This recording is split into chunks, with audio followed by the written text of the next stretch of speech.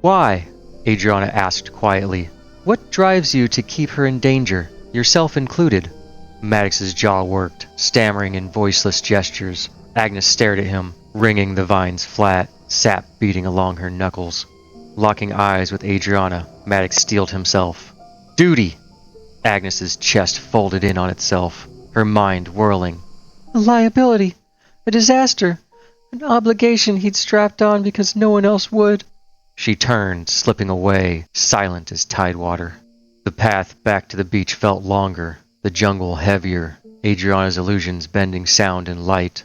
She eased through the foliage and bone charms, the promise of death fading in the distance. Starless Charm's silhouette steadied her, its safe harbor welcoming her return. A net snapped up from the ground, yanking her off her stance and into the air. Small hands, calloused and many, grabbed at her boots, her arms, the net itself, dropping her onto the ground. Something foul slammed over her face, greasy, wrapping tight, smothering her cry. The world shrank. Rough rope bruising her fingers and the muffled screech of excited voices filled her senses. They dropped her. The stink of old charred meat hit her through the hood. They trussed her like game, stripping off belts and buckles, cutting the ties of her pleated leather skirt, sliding it away. Her armor disappeared under busy hands, tossing it aside as useless shell. She lay in a thin, sweat-damp shirt and her smalls, boots buckled tighter, perhaps to carve around later. Bony fingers smeared a paste of crushed herbs and salt across her limbs, patting it with thoughtless, efficient slaps. One laughed, high and delighted as another handful of seasoning rained down over her, tiny grains tickling against her fur. A rod slammed against her back, coarse band lashing over her wrists and ankles. Bound to a spit, they hoisted her, dangling Agnes in gleeful bounces, ground passing by under her. She jerked, becoming weightless, slamming against her bindings, limbs jolting against her weight to the clack of wood on wood. The air heated beneath her, flashes of reddish orange piercing her head sack. Burning licked at her waist, creeping a slow, insistent sting along her ribs as her captors fed the fire. Smoke crawled under the hood, bitter and suffocating, filling her mouth with the ghost of other meals. Time stretched with more bindings, tightening her into place. Every turn of the spit swung her world from darkened canopy to menacing firelight. Blood surging in her skull with the slow rotations, the creak of wooden supports setting an obscene rhythm. Her shoulders strained, heat gnawing higher, nibbling at the edges of pain. Voices chittered and clicked around her, the creatures arguing. Agnes thought she might be the subject. One of them snapped her calf with a finger, testing, laughter following. She stared into the dark behind her blindfold, listening to her fate, its torturous end drawing near. A distant squeal reached the camp, Agnes's imagination struggling to identify it. Great! Am I the appetizer or the main course? Another came, deeper, more ragged, and a long, cracking groan, the sounds trunks made toppling in a storm. The crashing neared, underbrush crushing, branches splitting. Over the rising chaos came a clear, sharp, "Nyah!" Agnes coughed a giggle, a smile flooding her lips.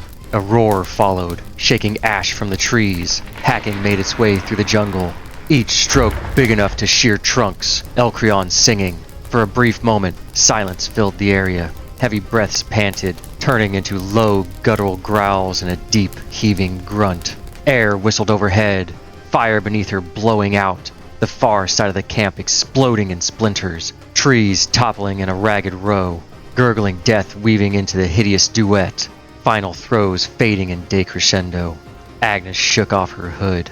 The silhouette of a broad-shouldered Silguin strode through the debris, paws clenched, spears, darts, and little pikes bristling from his armor and fur like porcupine quills, blood coating every bit of him, save his chainmail. His eyes fixed on her, those deep brown orbs softening, wide and bright. Everything else vanished, sound fading to nothing. Agnes's pulse thudding loud in her ears, skin tingling, vision going slick as a sting prickled behind her eyes, voice coming out in a raspy whisper. Maddox! The nearest pygmy shrieked, leaping at him, spears thrust forth. Wind Reaver! The glaive snapped into being, gusts swirling around its blade and haft. Swift sweeps launched a group of pygmies skyward, pieces raining down over the camp. A sadistic arc cut 4 more of the cannibals in half, one survivor breaking, running, scrambling for the tree line. Maddox spun with the momentum of his swings, hurling Windreaver. The glaive loosed like lightning, flying dead straight, spearing the predator turned prey. Legs ragdolling in its trail, the pygmy became one with the weapon. Windreaver driving into a tree, slamming the creature flat, blade bursting through in a spray of bark, leaving the corpse hanging from the haft. Explosions boomed at the perimeter, vines snapping, dragons' roars rolling, melodic songs soaring, light flaring, their friends cleaning up what Maddox left behind. Maddox hefted her aloft, resting her onto the dirt, tearing vines from wood and fur, his face twisted, expression flickering. Fear, anger, relief. "You fool! Why must you worry me so?" Agnes gulped, choking, ribs cramping, lip trembling, words tumbling out between shudders. "I'm a problem. I'll get you killed. All of you. I'm just a scrounger dragging you down. I don't belong here. I belong there." She sat up, pointing beyond the trees where Starless Charm happily bobbed, awaiting her crew.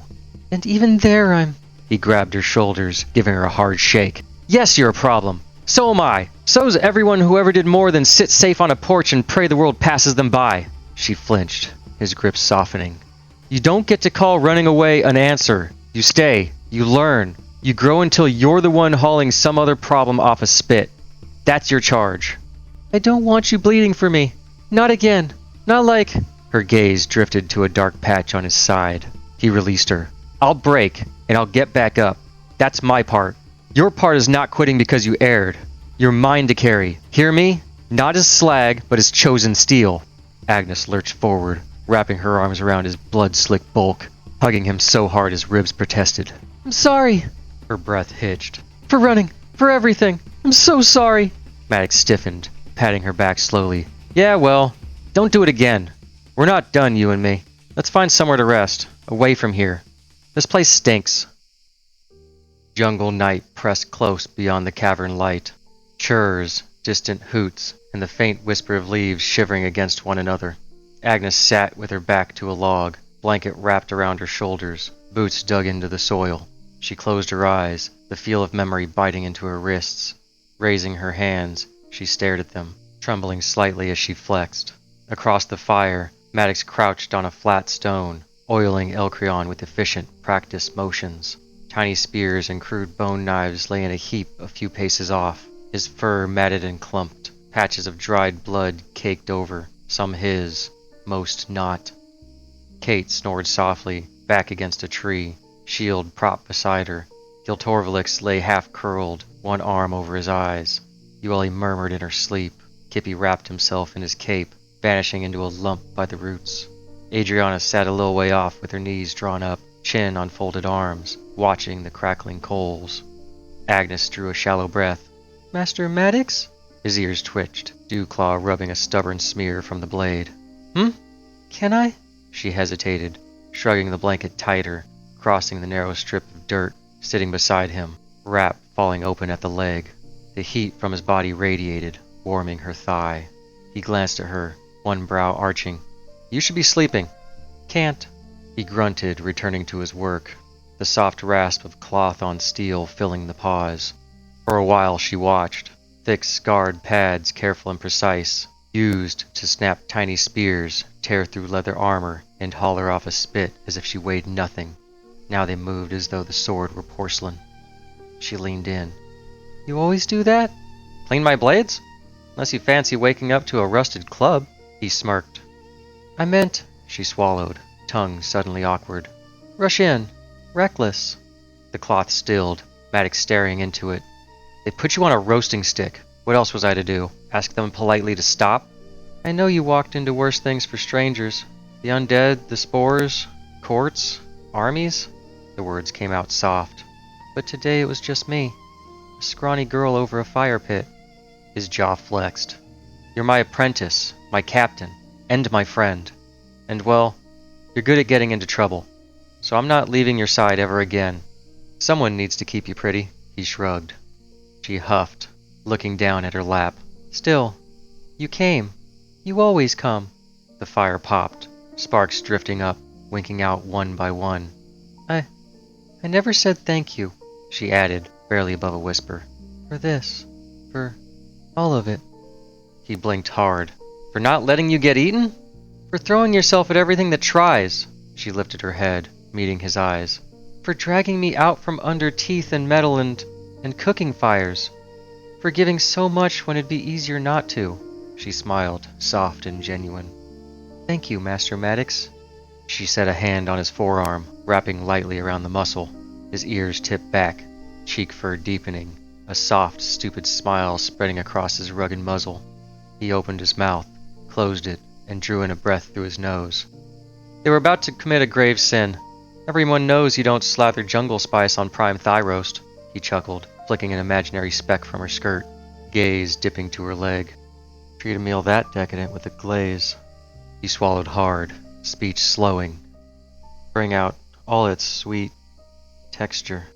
An absent tongue flicked across his lip, paw twitching, edging a hair closer to her thigh. Agnes leaned into his line of sight, fingers cradling his chin, tilting his face back up. Anything else you'd serve with prime thigh roast? Heat pooled low in her stomach, spreading up through her chest and into her throat. His breath staggered, face changing into something almost shy. His eyes crinkled at the corners, brown twinkling, catching the firelight, tail thumping softly against the sand. He leaned into her palm. Behind them leaves rustled. Remarkable, Adriana said dryly, low enough not to wake the others. Praise from kings and gods bounces off of you, Sir Maddox Soonway.